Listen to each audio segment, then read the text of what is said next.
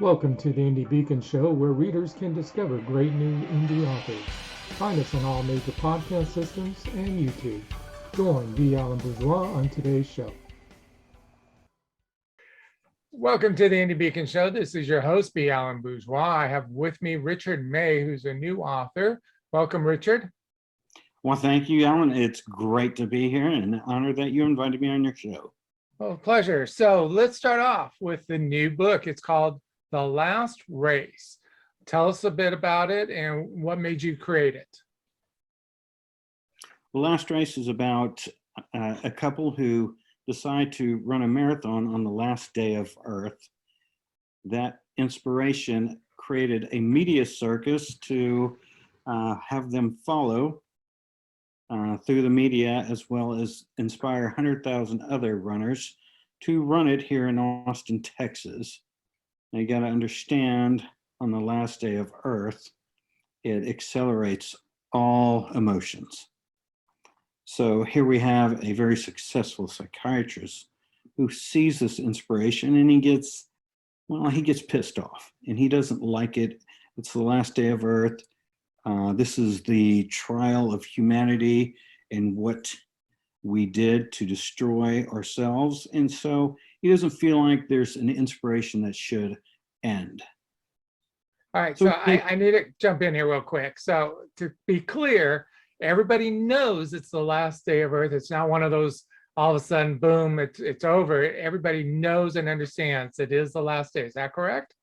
Yes, they found out a year ago. And as such, the first 3 months, there was a lot of death and destruction. In fact, more than 1 billion people were killed through war, just murder, anger, and it just kind of settled down after 3 months, and people just kind of lived the last months, and all Griffin wanted to do on the last day is run a marathon because that's his passion.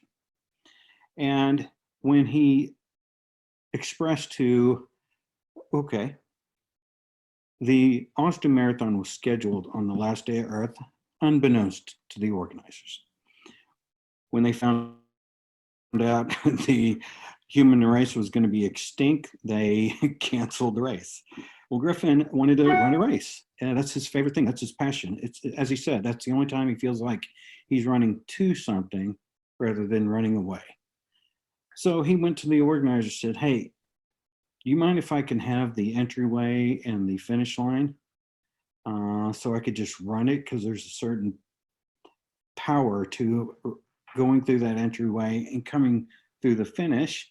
And they said, sure, we're not using it. Go ahead. And so he said, great. Well, because of that, his friends, who are avid runners, and they're all a running group, they said, well, we're going to run it with you. And then the organizers say, well, we're avid runners. We're the reasons we had this marathon, so we're going to run it with you. Well, word got out. And then all of a sudden, over a couple of months, more than 100,000 people decided to join Griffin on the last race, the last marathon on the last day of Earth.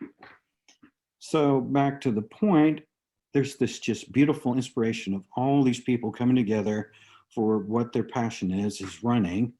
And this successful psychiatrist looks at it and he gets pissed off at this inspiration because, again, mankind is on trial this day. And so he decides to pick up a couple of guns and look for Griffin and hunt him down. Before he does that, he recruits about 70 to 100 people to do the same, and they try to hunt him down to kill him before he finishes this race. And so therein lies the fundamental premise of the plot, and it goes through varying scenes of Griffin through most of the race has no idea he's being hunted to death, while he and his newlywed are happily going through the streets of Austin to finish this 26.2 mile race and enjoy the last moments of their life with their running friends and celebrating their passion of what they've done for his last 25 years of being on this planet. Does that make sense?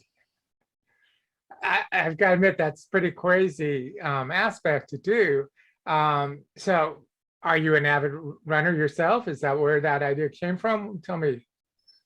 Okay, well, before my foot got fucked or messed up, I did my wife did a lot of running. We did the distance challenge. I ran a marathon, did half marathons, 30Ks.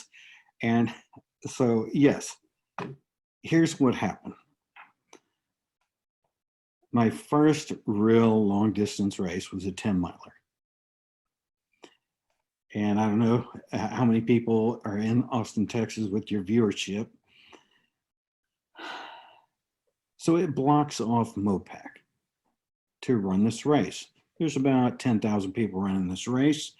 And in Austin, the traffic is from hell, especially at this spot. So during this race, at the very beginning, it's blank. There's nobody on the highways of Mopac. Nobody. It's just ominous. And here I am running with a pack, a certain singularity of me, my wife, and these thousands of people, and there's nothing. There is nothing out there. And all of a sudden, it hit me that today was the last day of Earth. And here we are all together in a singularity running the last race. And that's the inspiration. And I fully can understand that. During the initial aspect of COVID, there's hardly any traffic out there. So there was many times I'd be out on a street and it would just be totally empty, and it felt really strange and weird and stuff. So I can understand that visual aspect that you were going through and stuff. With the aspect of it being the last day, and apparently it's man-made, what motivated you to do that versus one of those sudden asteroid type things? Well, it's an excellent question. One of the things that looms on my mind, being an X generation and watching my daughter being the selfie generation, and coming to this point, that tipping point of whether we can avoid our own destruction, I wanted to put a creative stage so we can all think about how we control our destiny as a human and mankind. And so this was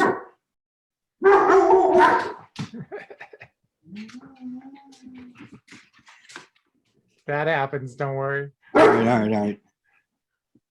So point being is there are so many elements out there that put the mankind on the path of destruction that I needed, or not I needed, I wanted to set the stage for every reader to sit there and question themselves and our society and the path we're taking, whether it's to enlightenment or to our own self-destruction. And that is a perfect spot for us to stop, take a break for our sponsors, and we'll be right back. Mary Ann Fairmouth is a career consultant with 30 years experience in the national recruiting world, a multi-award-winning author in multi-genres, and a speaker that gives presentations to help you succeed. Her book, Revolutionary Recruiting, made the top 20 global list of recruiting books. Find her on Amazon, your favorite bookstore, or at fairmouth.com.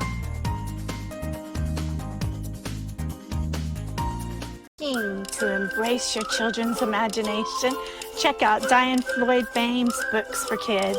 There's The Moonling Adventures, all about the animals in the Serengeti. And then there's Harry the Camel, learning to love yourself just the way you are. Then The Little Girl in the Moon. There's one about friendship, another one about the big ideas, which is an inspirational story, and then Tour Tycho Town, right there in Tycho Crater on the moon. All of Diane Floyd Bain's books are available at B4R Store. Hello, I am the author Denise Bryson. My first book is The Things That Cross My Mind, Inspirational Poetry with Life Lessons. And then my audiobook is Love's Reality. And it is also inspirational poetry with a jazzy flair. And then my new book is The Sex, the Lies, and the Soul Ties. They're really short stories written from a poetic expression. And then I have my first children book series, the Blinky series, which the first book is called Meet the Coins, and it is both in English and Spanish. And then the new book From Coins to Bills. I am the author, Denise Bryson. Welcome to the Indie Beacon Show, where readers can discover great new indie authors. Find us on all major podcast systems and YouTube. Join B Alan Bourgeois on today's show. Welcome back. This is your host, B Alan Bourgeois. You are watching or listening to the Indie Beacon Show. We greatly appreciate that. Today I have with me Richard May, who's written a very interesting novel about a couple who's running the last marathon before the end of the world, which is on the same day they run the marathon. We had talked about the fact that there's so many aspects to this. We were talking in reference to the end of the world concept versus man-made versus asteroid and stuff.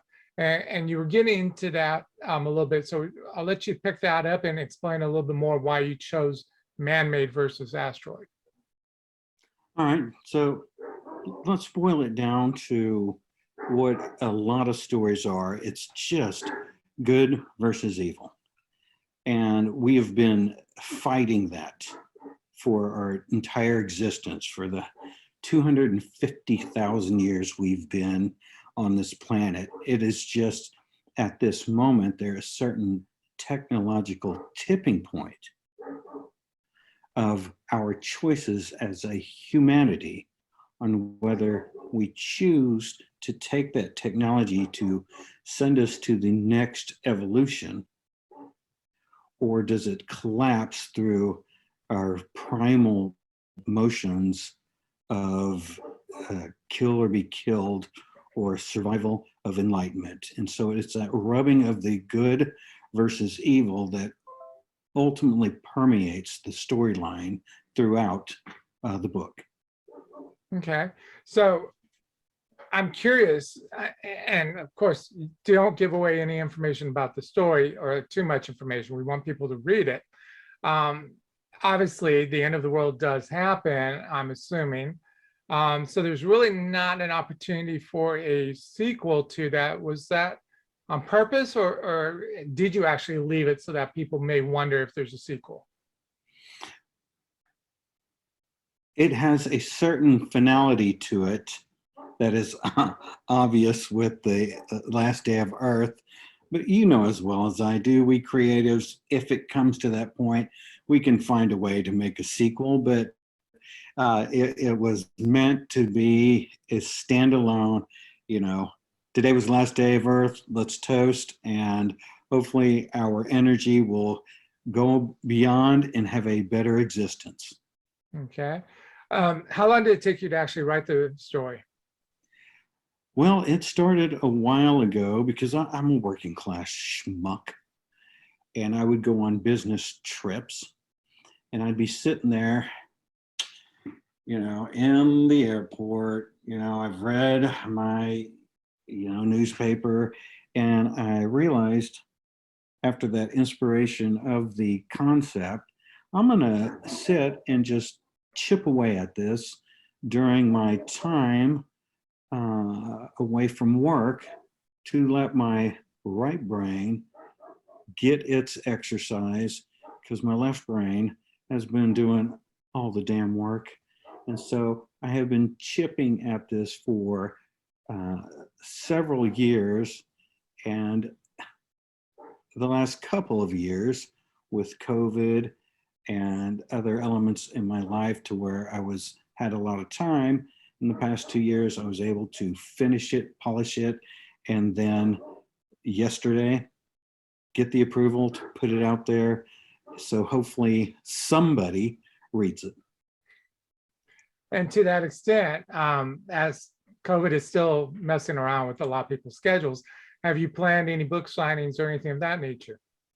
No, not at the moment. And you mentioned the COVID.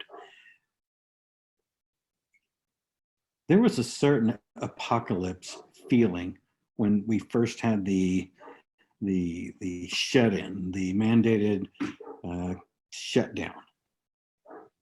And I didn't plan it that way. It just happened. And so I wonder if this meeting of these two energies will provoke people to pick it up and read it because of the situation going on here in the real world. Well, they do need some encouragement, and running on that, last day is definitely some kind of enlightenment and encouragement aspect. So you never know what might happen there. With the aspect of the story, and you've gotten it done, and I understand it's real recent. Do you have any ideas to write another story or something else? Yeah, I have several different new story ideas and book ideas.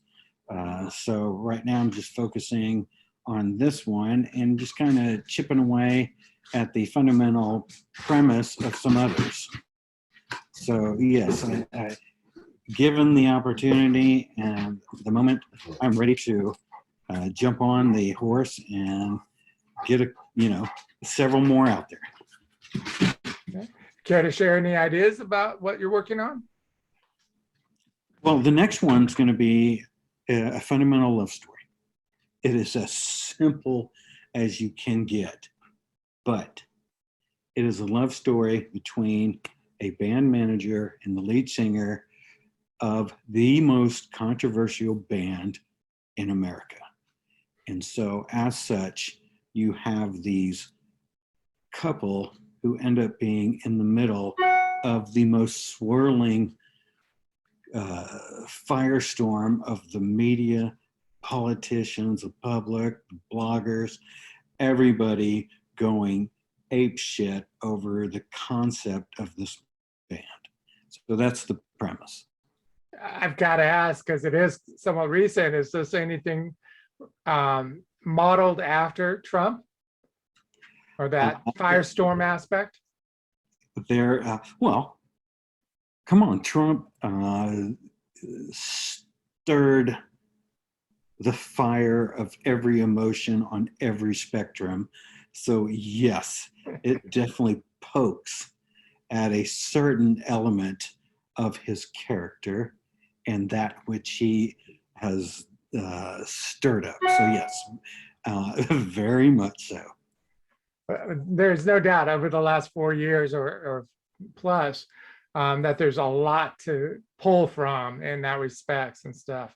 From when it started off quietly to all of a sudden, boom, it was there and continued to be there. As you said, stroking it and stuff. With the aspect of this book now being out, it's available as a paper, ebook. What else? You're going to do an audio? Not at the moment. Right now it's paperback and ebook, and I'm just, since I'm brand new, I have no idea what I'm doing, and which is I joined your great group so you could help guide me. So I am just at the moment waiting for it to appear on Barnes and Nobles and see what happens. Okay. So if I understand correctly, you went through Ingram distribution, so it'll be available on Amazon and all the major platforms, correct? Yes. Okay. Do you have a website? Yes, lastracenovel.com. And I have a Facebook page, so I'm hoping readers will join in on the discussion because yes, there's a discussion on the book, which I'd be more than honored. But like I said, it necessitates the whole discussion on mankind being on trial. So real quickly before we go to break, what, if anything, are you hoping that discussion brings up or addresses? Oh, okay. the big picture. I hope people sit down. I don't know if this is given away, but it's a man-made, whether it's technology, sociological, religious, commerce, it kind of intertwines all those. And I hope it provokes a conversation, and not a Trumpian fight, but a conversation about where we are going as a human race. Are we going in the right direction? Do we have the right tools? Because I have to say, there's a lot of jabbing at all of those institutions through varying characters throughout the book. Okay. And that is a perfect spot for us to stop. Let our sponsors do their thing. We'll be right back. Publishing marketing package for authors. A $1,500 value, save 40% now. Includes a 6-piece marketing kit of 250 bookmarks, 250 business cards, 250 postcards, 1 table banner, 1 table runner, and 50 download cards, plus book cover design, ebook creation, PDF setups, upload to Ingram Spark, scroll placement, video commercial, and interview on IBS, plus much more. Email bourgeoismedia@look.com for details or bourgeoismedia.com. Hi, I'm Mel Greenberg, author of Running with Our Eyes Closed, book 1 in the Empty Nested series. To the world, Samantha has the perfect life. 3 wonderful children, a loving husband, so she thought, and a life split between Dallas and Italy. When her youngest leaves for college, it all comes crashing down, forcing Samantha to re-examine everything. Over 7 days in one of the most romantic countries in the world, Samantha faces the past she thought she'd overcome and begins to redefine her role as a woman, a wife, and a mother. What would you do if you had to put your life on hold to care for a loved one? Well, during COVID, almost all of us have been doing just that. I'm Charlotte Canyon, award-winning author, actress, and speaker. And my book, You Have to Laugh to Keep from Crying, shows you how you can revive, thrive, and survive with 4 golden rules. You have to love one another. You have to respect one another. You have to have patience with one another. And most of all, you've got to forgive one another. I'm Charlotte Canyon, and I approve this message. Welcome to the Indie Beacon Show, where readers can discover great new indie authors. Find us on all major podcast systems and YouTube. Join B Alan Bourgeois on today's show. And welcome back. This is your host, B Alan Bourgeois, and you are watching or listening to the Indie Beacon Show. We greatly appreciate that. I have with me today Richard May, who's ran the last race. Richard, earlier you mentioned the fact that, it starts off with him just wanting to run a marathon because that's his life passion of running and stuff. And it slowly grew to friends of his and then ultimately to 100,000 people. Can you give us a little tidbit of how that social media aspect worked? Okay, here's the one thing. So they found out that it's the last day of Earth a year ago. All the big companies said, money no longer is a issue, so we're going to leave the lights on as far as internet, social media, all that.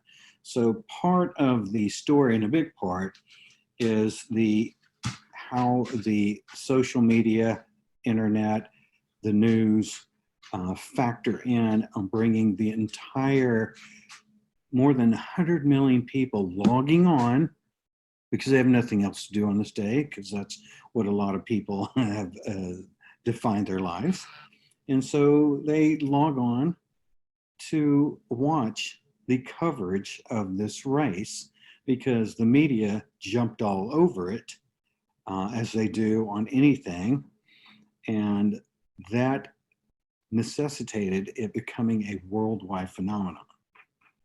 Now, what's interesting about that, because people are watching it on TV, it pisses a gentleman off enough to where he doesn't like all of this camaraderie and unity, so he's going to hunt him down and kill him. And so therein lies the cat and mouse game, and the good versus evil that permeate the book. Which is now interesting that you brought up the aspect of the media chiming in and watching it, 100 million people watching it on the various platforms. So in many respects, they're actually watching first to see what he does, but then as the other aspect comes into play of him being a target, that brings in a whole different emotional aspect to the whole story and the race, correct? Oh, yeah. And as the story goes through, the more they find out, because the only way the murderer can find out really where Griffin is through the media. So he and the media are talking with each other. The media knows, the anchor, the news anchor, she knows the more he gets closer, or the more of a dangerous cat and mouse, the more viewers she's going to get. So she plays right into it. She plays right into it to make it as exciting as possible. And as such, the viewers just start leaping, millions and millions. And she does what her passion is, which is a narcissistic persona of being the most famous person in the world on the last day of Earth. And it was through the media. And that definitely is an issue that is for discussion in your overall discussion aspect of that narcissistic aspect, but also the fact that still, even though she wants to be famous as the anchor for this, I mean, it's still bringing in viewerships or commercialism in some respects. But we're going to let that go at this point because we're almost out of time. I have one last question. You mentioned, of course, the Austin Marathon organization here. Did you reach out to them for a conversation about this at any time? Not yet. And that's an excellent question, because someone said, write what you know. And I knew a lot of these avid runners. And when it comes out in, like you said, 2 weeks, because it just got approved, I want to approach them and say, you were part of this inspiration, and a lot of you were the core of a lot of our characters' personas and personalities. I used that to help create a much more complex, either endearing or you hate them character. All right, we're going to leave it at that point, but real quickly, let people know your web address one more time. It is lastracenovel.com. Get the book, read it, and let me know. I will be excited to have this conversation, and just excited and honored that you actually read it. And with that, I want to thank you for being with us. Let our viewers know that when this was recorded, it had just come out. So by the time you see it, it is actually out there and available for everybody to purchase. So please visit your favorite bookstore or the B4R store and get a copy. Thank you, Richard, for being with us, and we wish you the best of luck. Thank you, Alan. You got a great group. Thank you for watching or listening to the Indie Beacon Show, produced by B Alan Bourgeois for the Authors Marketing International LLC. Copyright 2021. Voiceover by B Alan Bourgeois. If you would like to be a sponsor of the show, please email us at authorsmarketing@outlook.com. If you would like to be on the show, please complete the form found on our website at indiebeacon.com. You may also watch previous year's shows on the website. Music is Frolic of Words, created for Indie Beacon